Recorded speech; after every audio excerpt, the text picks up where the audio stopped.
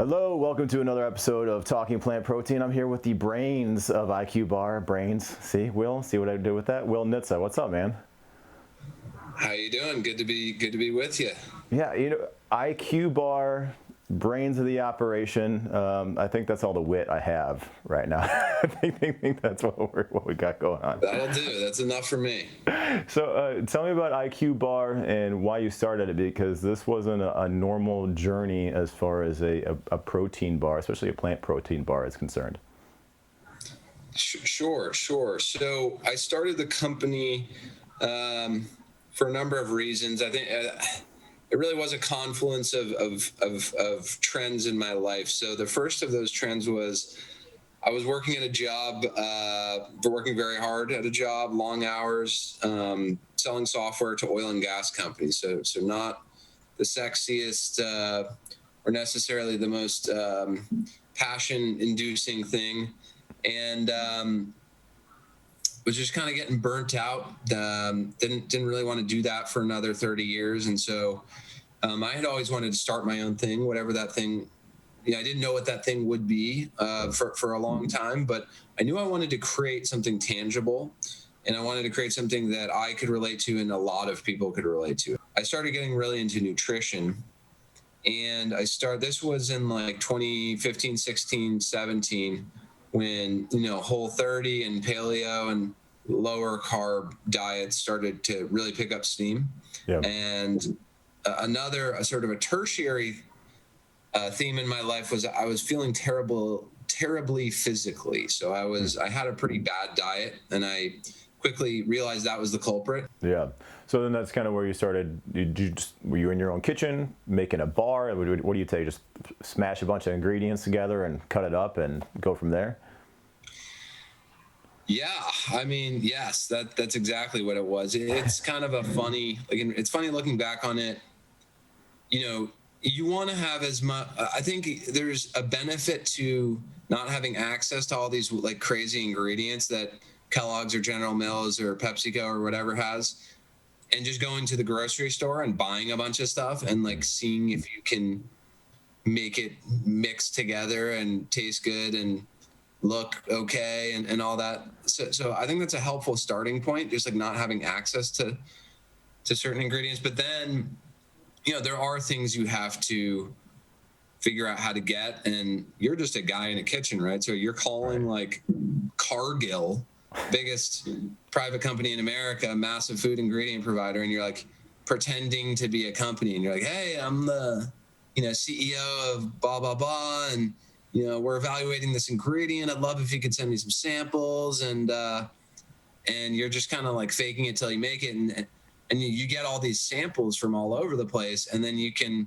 kind of reverse engineer what's on the market too. So you look at all these. That's like the fun and the good and bad thing about food and beverage intellectual property. Everyone has to tell you what's in their product. Yeah. So as a guy who has no freaking clue, that's a pretty good starting point to just look at the back of 50 different products, cobble together everything they have, and then just like iterate 1,000 times till you get something that works.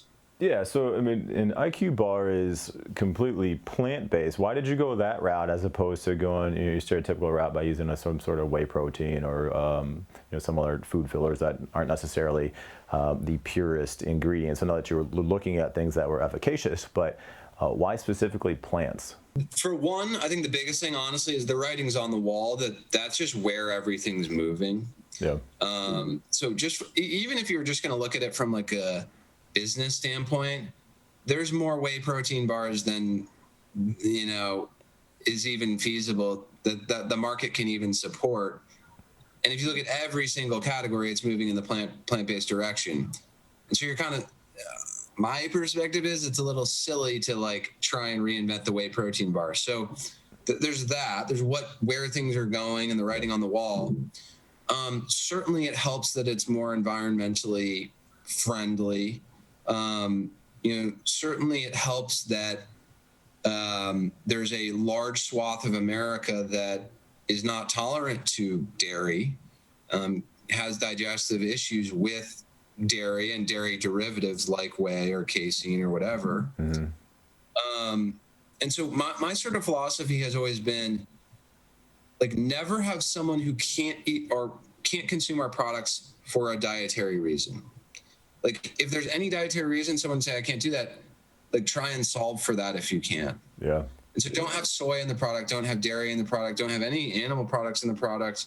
And so a plant-based profile is conducive to that too. So the only reason you're not consuming our products is you can't consume, let's say, almonds, right? And if that's the case, then you're out of luck. Like, I don't know what to do for you. But yeah, I'm sure you'll find something else. But you know, it's just helpful to, again, like everything in my background, it's a confluence of a bunch of stuff.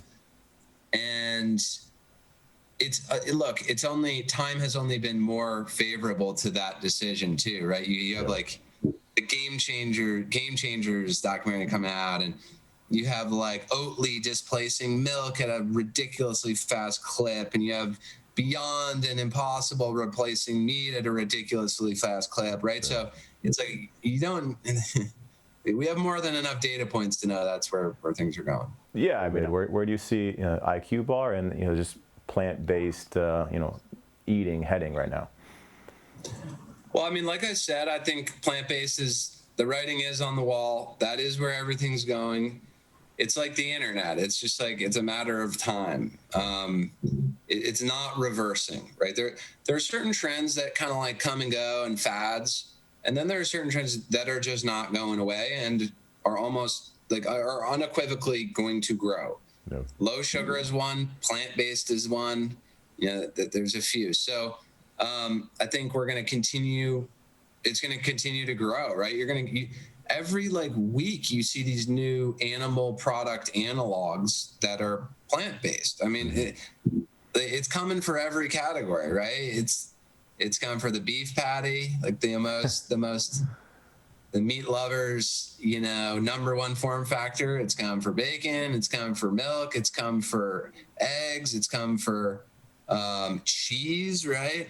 It's like everything is going to be. Now, is it going to displace all those things? No, there will always be, those animal-based products, many consumers of those animal-based products. And it's kind of like Tesla. Everyone gets all excited about Tesla. And then it's like, oh, like 1% of vehicles on the road are electric, right? We have to like reset our perspectives a little bit and not get too excited. Yeah. But certainly in terms of like the growth categories, just year over year growth, it's going to continue to be plant-based, no question. And I would like to think that we will continue to be part of that and be growing year over year as well, at a exciting clip. So, I think we're, one of the other things I'll mention is we're moving into other categories. So we're going to launch this product called IQ Mix, which will be a zero sugar, electrolytes plus adaptogens hydration product. Nice. Right, so if you look at the pandemic and you look at the categories, what was number one in growth? Immunity. No surprise there. What was number two? Hydration. Now, I wouldn't say no surprise. Like, I don't know. I that was kind of surprising to me, but it is what it is, and everyone's really excited about hydration, and that's like a place we really want to be, because, again, it relates back to the brain and body, and to have a well-functioning brain and body, you need to be properly hydrated. So that's also on the roadmap for us. Perfect. So you guys are thinking about just branching out into all different categories now that you secured your spot with the plant-based protein bars?